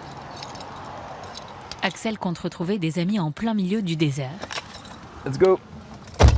Et passe d'abord par le Bottle Shop, un drive où l'on trouve exclusivement de l'alcool, dont l'achat est strictement réglementé dans la région des mines. Hi mate, how's it going? Can I get like 6 Great Dozen? That's it. Thank you. Du coup, tu es obligé de présenter ton ID, ta pièce d'identité, pour être sûr que tu n'es pas blacklisté, parce qu'il y a quand même des problèmes d'alcool dans les Goldfields. Ils te scannent ton ID pour t'assurer que tu n'es pas sur la liste noire des gens problématiques de la région. Cette liste noire porte un nom, le registre des buveurs interdits. Une loi locale qui concerne 200 personnes à Kalgoorlie, condamnées pour comportements agressifs en état d'ébriété. Parfait, merci beaucoup. Have a good one. See ya. Ici, la consommation d'alcool bat tous les records. 22 litres purs par habitant chaque année. 2 fois plus que la moyenne nationale. Des belles voitures, quand même. J'ai un collègue là, quand quand je travaillais en drill and blast, tous les soirs, après son shift, tous les soirs, strictement tous les soirs, c'était 15 bières, chaque soir de la semaine. Pour se rendre compte du fléau, il suffit de pousser les portes d'un des 25 pubs, tavernes et saloons que compte la ville. À toute heure de la journée, la bière coule à flot. Les mineurs gagnent beaucoup d'argent et ont très peu de distractions. Une manne pour ces serveuses aux tenues très minimalistes. Si tu vises au centre, tu gagnes une photo nue à ramener à la maison. Si tu fais 25, tu gagnes une photo topless. Tu as 6 essais.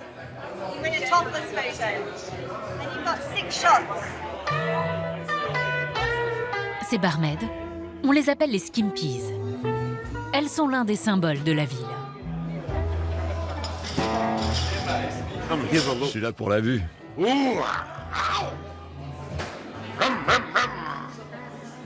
Il m'aime. Je t'aime aussi. Née dans les années 70 pour attirer les mineurs dans la région, cette tradition n'existe qu'à Kalgoorlie et ses environs. Et même si dans le reste du pays, elle est perçue comme archaïque, ici, ça ne semble pas déranger les clients. Il n'y a rien de mal à terminer sa journée en regardant des jolies jeunes femmes. C'est pour ça qu'on est là. De la bière fraîche et des filles. Ça fait partie de l'attraction. Sinon, qui aurait envie de venir bosser ici? En plein désert, sérieusement. Si certains de ces hommes sont là pour se rincer l'œil, Dee, 29 ans, s'en accommode volontiers. À vrai dire, dès qu'elle repère un client, comme cet homme très troublé par ses charmes, elle ne perd pas une seconde pour lui faire mettre la main au portefeuille. Tu veux me donner un petit pourboire, chérie? $10, s'il te plaît. Et pour inciter ces messieurs, tout a été méthodiquement pensé, jusqu'au paiement sans contact.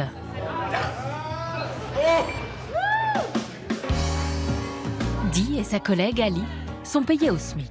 Mais l'essentiel de leurs revenus, ce sont les pourboires. Alors aucun client n'échappe à leur petit numéro. Cool, c'est passé. En moins de 10 minutes, Dee collecte une centaine de $. On donne un peu d'argent aujourd'hui? Merci. Ce travail permet aux deux jeunes femmes de payer leurs études supérieures. Avec les pourboires, elles peuvent gagner jusqu'à 10 000 € par mois. En une nuit, j'ai dû faire $1000. On peut faire beaucoup d'argent avec ce boulot. En fait, plus on donne de notre personne, plus on en reçoit. Il faut juste être plus maligne qu'eux et on gagne à la fin. Ces pubs et cette vision des femmes d'un autre temps, ce n'est pas vraiment du goût d'Axel. Nous retrouvons le Français à 40 minutes au sud de Kalgoorlie, en plein milieu du bush.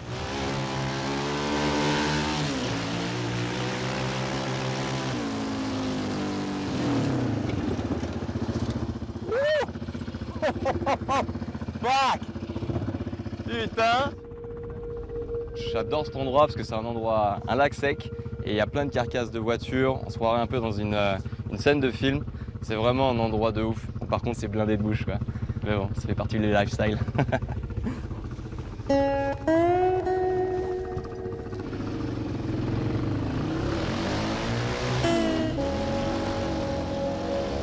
Cet ancien lac salé, complètement asséché, sert aujourd'hui de décharge automobile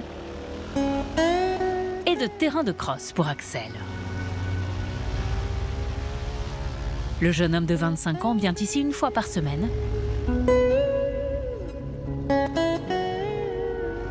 Et il n'est pas le seul à en avoir fait son QG.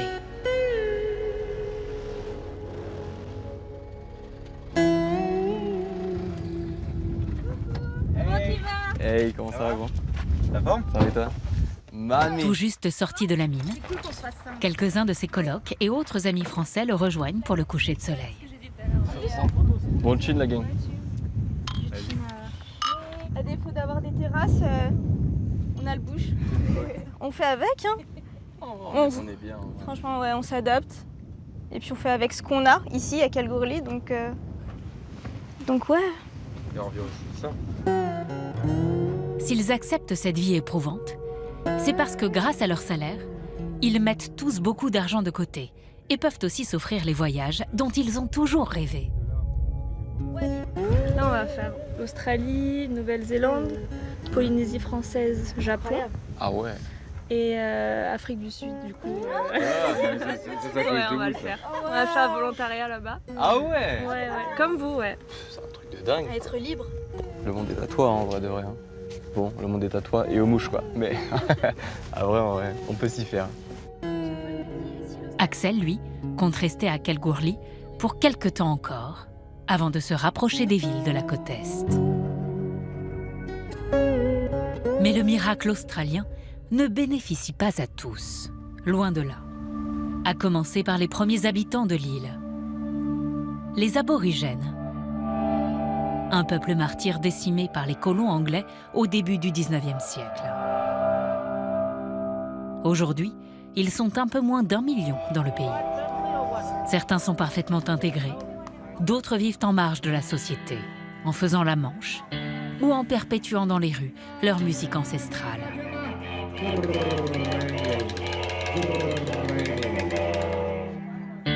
L'État a mis en place des aides financières spécifiques pour les aborigènes. Mais l'alcool et la drogue font des ravages au sein de leur communauté. Ce sont nos terres. On n'a jamais voulu les donner à personne. Ils sont venus, ils pensent qu'ils nous ont conquis. Ils nous ont jamais conquis. La vérité, c'est qu'ils nous ont assassinés. Ils nous ont massacrés.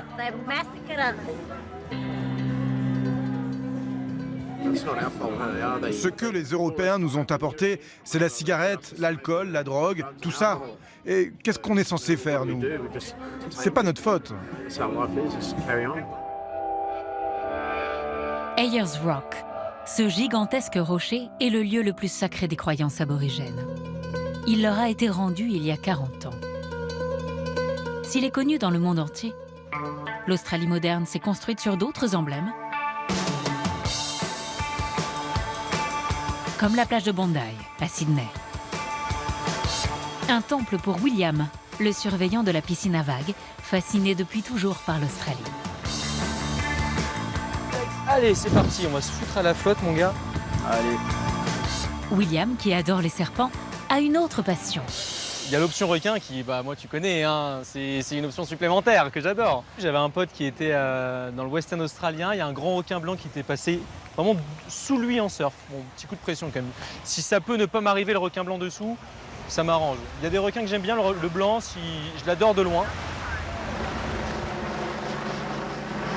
Un hélicoptère surveille le littoral en permanence car il y a des risques d'attaque de requins.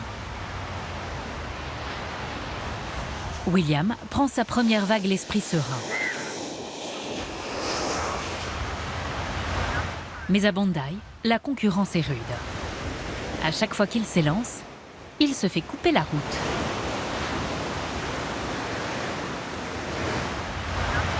Et après seulement 20 petites minutes à l'eau, Alors, c'était cool, mais il y avait du monde. On doit être 60 à l'eau, gros, dès que t'es sur une vague, il y a quelqu'un qui suit pas les règles. La principale des règles, c'est les priorités, c'est exactement ce que personne n'a respecté aujourd'hui, y compris moi la première vague. Mais c'est pas une raison pour me voler les 3 autres. C'est quand t'as quelqu'un sur une vague, tu laisses. C'est quand même du pur kiff. Ça se voit, t'as l'air heureux. et il n'y a pas que dans l'eau que la concurrence est féroce. Aux 4 coins de la plage, les abdos sont de sortie. Et ça en devient presque intimidant pour nos 2 Frenchies qui préfèrent garder la chemise. Ça se voit qu'on est en Australie, tout le monde est beau, enfin... Non mais tout le monde, que ce soit femme ou homme, entre guillemets. Ici, il y a un culte du corps aussi qui se fait, franchement. Le but, c'est le plus possible se montrer. Ouais, c'est un truc de fou, que ce soit pour les femmes ou pour les hommes. Tout doit mouler le corps, ici. Les mecs, pour ceux qui aiment les femmes, c'est clairement ici qu'il faut venir aussi. C'est un beau spectacle. C'est agréable à regarder. Et à complexer aussi un peu. En plus de son ambiance de vacances toute l'année, Sydney est régulièrement citée parmi les villes les plus sûres au monde. Bon mec, vas-y, moi je dois aller au taf. Allez, on se redit? Et bah tout vite, ouais. Tchou, tchou, tchou. Pourtant, ce jour-là, le 14 décembre 2025. Quelques minutes après que William a quitté la plage, l'impensable va se produire. 2 terroristes islamistes ouvrent le feu le long de la plage, tuant 15 personnes et en blessant une quarantaine d'autres. L'attaque vise la communauté juive de Sydney. Le lendemain, alors que les habitants se recueillent, nous retrouvons William chez lui avec ses amis. Tous sont encore sous le choc. Ça aurait clairement pu être nous. On était au niveau du timing. Nous, on est parti 30 minutes avant de cet endroit-là. Et ça fait bizarre de se dire que là, on est encore dans ce quartier et le vivre en direct, ouais. L'Australie, c'était censé être un endroit super safe, ce qui est le cas d'ailleurs. Hein. Mais ça, on se rend compte aussi qu'au final, ça peut arriver partout dans le monde. William va pouvoir changer d'air. Dans quelques jours, il quittera Sydney pour poursuivre son expérience de backpacker au nord-est du pays. Cette fois, en tant que moniteur de jet ski. Dans ce pays continent, les villes sont parfois espacées de centaines de kilomètres. Un défi pour le périple des bardels, qui doivent évidemment faire des courses. Oh mamma mia, mamma mia.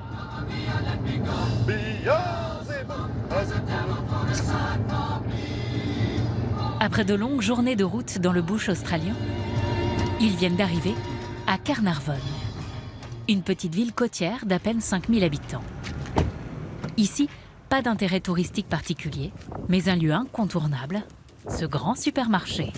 Après bientôt 10 jours sans croiser le moindre commerce alimentaire, c'est enfin l'heure du ravitaillement. Supermarché, le choix abondant. On va se faire plaisir. Mais Marley, 6 ans, lui, aimerait bien être récompensé pour sa patience lors des interminables heures de trajet. Non.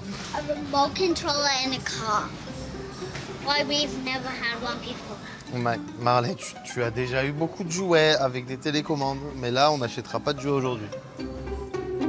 Si demander gentiment ne fonctionne pas, Marley va jouer sur l'angoisse de tout parent, le gros caprice en plein supermarché. Et Marley encore? Il a encore disparu ton fils. Ah franchement, il rend ouf. Marley, sérieux? Viens là, une fois. Tiens, tu veux un câlin? Viens, viens.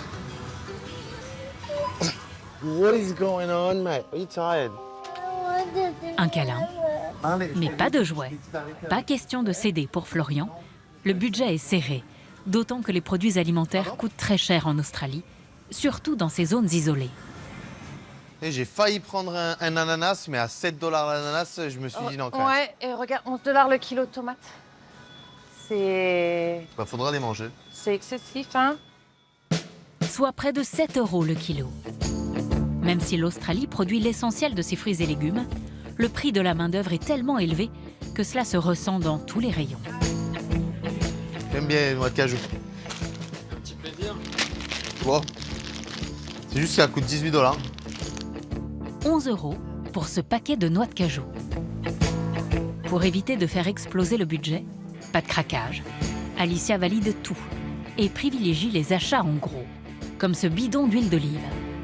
45 $ le bidon. En solde, on dit oui.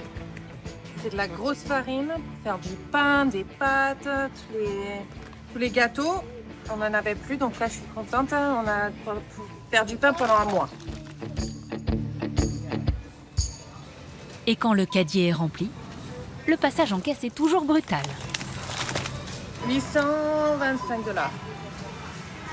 500 € sans faire de folie.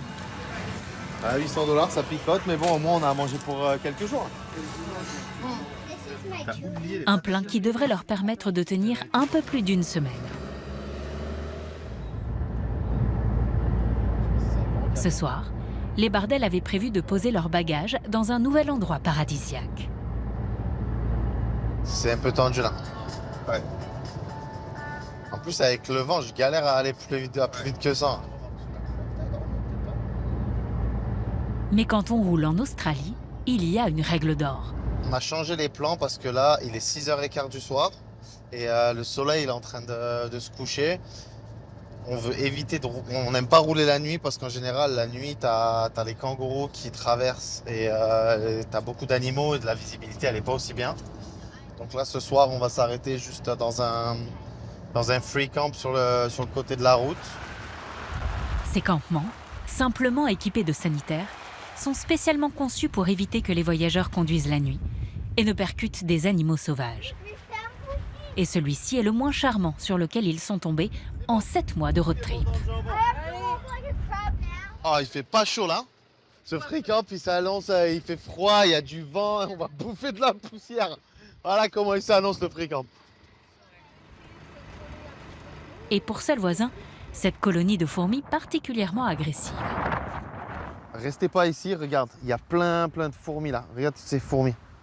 Tu vois là, tiens, regarde, t'es en train de marcher sur des fourmis. La famille devra se réfugier pour la soirée dans les 10 mètres carrés de sa caravane. C'est bon, Marley? Ouais. Même s'ils ont laissé derrière eux tout le confort de leur maison moderne. Allez, bonne nuit, mon amour. Bonne nuit, papa. Bonne nuit, papa. Bonne nuit, mon amour. Les Bardel s'endorment ce soir encore avec de magnifiques souvenirs plein la tête. Allez, nanette, my love. Bonne nuit. En 7 mois de voyage, ils ont découvert des endroits exceptionnels, comme le Hutt Lagoon, qui doit sa couleur rose éclatante à ses algues uniques, ou encore la sublime baie de Lucky, et l'émouvante plage de Ningaloo Reef, où se reproduisent les tortues. Au petit matin, le manager dans l'événementiel et la coach bien-être savent déjà que ce voyage les a changés à jamais. Je suis pas trop chaud de rentrer dans la vraie vie et de retourner au travail. C'est pas quelque chose auquel, c'est quelque chose auquel j'essaye de pas penser en fait. Ça nous a permis à changer de perspective un petit peu. De style de vie. Hein. Changer de style de vie. Ouais, on s'est rendu compte qu'on veut plus d'espace. On veut de l'espace, on veut respirer, on veut plus de nature, on veut y a beaucoup de choses qu'on veut qu'on n'avait pas forcément à la maison. Ouais. Je pense pas qu'on retournera dans notre vie avant comme elle l'était. Quand ils auront terminé le tour du pays, le couple compte revendre sa maison et acheter un vaste terrain en pleine campagne pour continuer à vivre au milieu de la nature.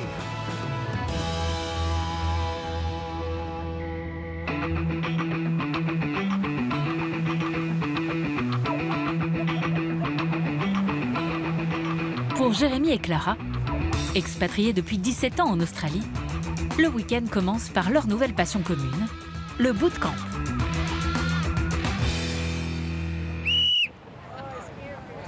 Un dérivé de séances de fitness, très en vogue sur la côte Est et encadré par des coachs australiens ultra dynamiques. Allez tout le monde, on va s'échauffer. Le principe, s'affronter dans des mini-jeux habituellement réservés aux enfants et aux ados très régressifs, comme le tir à la corde. 3, 2, 1, tirez! Allez, tirez! Et les couples sont mélangés. Oh, là c'est dur.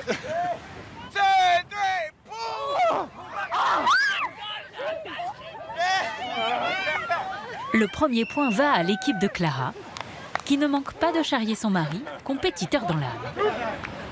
J'y vais plus souvent là, Gemma. Même si pour une fois, gagner n'est pas le plus important. Commencer le week-end par un peu l'extérieur, le sport. Ouais, ça... on évacue un peu et puis comme ça on est plus présent après pour profiter du reste du week-end. Et de bonne humeur avec les enfants. Puis place à un jeu spécifique à l'Australie, appelé Flags. Ils démarrent tous allongés. Dès le coup de sifflet, il faut courir pour attraper un plot et se qualifier. Et s'ils n'y arrivent pas, ils sont éliminés. Cette épreuve, qui travaille sur la réactivité et la vitesse, est pratiquée par près de 200 000 enfants en Australie. Elle fait même partie intégrante de leur formation au métier de sauveteur en mer. Cette fois, Jérémy s'incline en finale. Mais après bientôt 2 décennies de vie commune ici, le couple en est certain. Ils ont gagné beaucoup plus. T'as vu tous les surfeurs là-bas là? Là-bas? Ah bah ouais. Ah, ça fait des belles grosses vagues ce matin. Ça fait 17 ans qu'on est en Australie, 14 ans qu'on est à Sydney et on s'en lasse pas du tout. Absolument pas. Et on trouve toujours que c'est merveilleux. On est toujours éblouis. Jérémy et Clara étaient des précurseurs lorsqu'ils se sont installés. À l'époque, il n'y avait que 25 000 Français vivant en Australie. Aujourd'hui, ils sont 4 fois plus. Merci à tous d'avoir été avec nous. La semaine prochaine, vous retrouvez Julien Courbet pour Capital. Et nous, on a rendez-vous dans 15 jours pour un nouveau Zone Interdite, avec cette fois des Français qui ont tout plaqué pour vivre sur une île paradisiaque. Alors le bonheur est-il vraiment au bout de l'aventure ? Qui n'a jamais rêvé de tout plaquer pour vivre sur une île paradisiaque ? Ces Français ont osé l'aventure. Leur nouveau quotidien, des plages de sable blanc et du soleil toute l'année.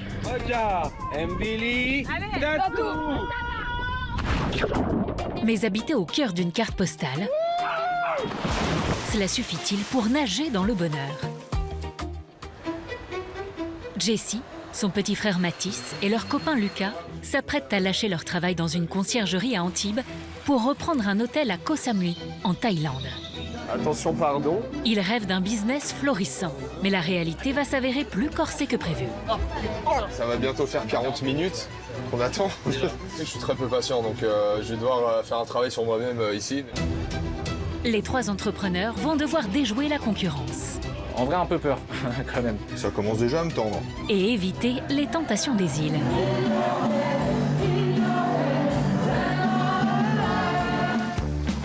C'est pour améliorer leur qualité de vie et profiter de leurs 2 enfants.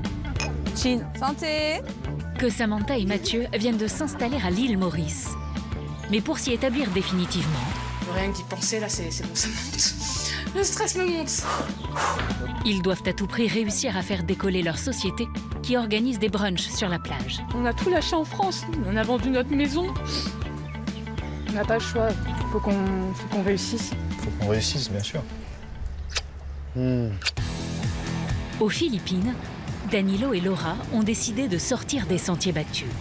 Avec leur fils de 9 mois, ils ont choisi de s'installer sur une île encore peu touristique.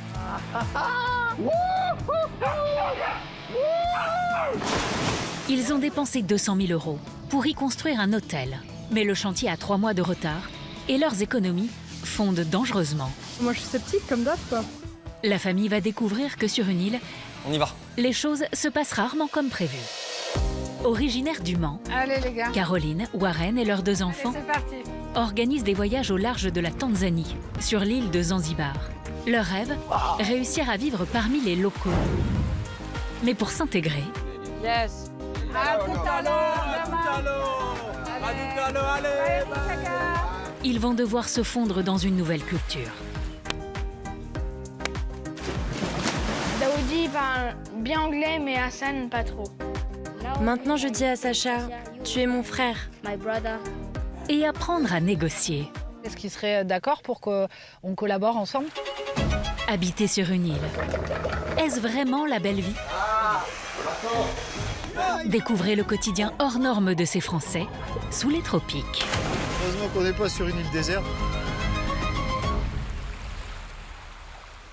Tout de suite sur M6, c'est Enquête exclusive avec Bernard de la Villardière. Au cœur des Caraïbes, 2 pays que tout oppose. D'un côté, le paradis touristique de la République dominicaine, de l'autre, l'enfer d'Haïti. Pour fuir la violence des gangs, des milliers d'Haïtiens tentent leur chance côté dominicain, où les attendent rafles brutales et expulsions massives. Bonne